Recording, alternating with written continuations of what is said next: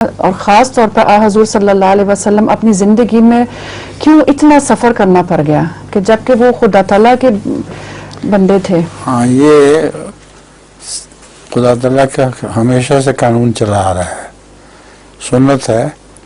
جب بھی اللہ تعالیٰ کی طرف سے کوئی نبی آتا ہے، رسول آتا ہے، تو ضروری ہے کہ لوگ اس کی مخالفت کریں اور ان کو ماننے والوں کو تکلیفیں دیں۔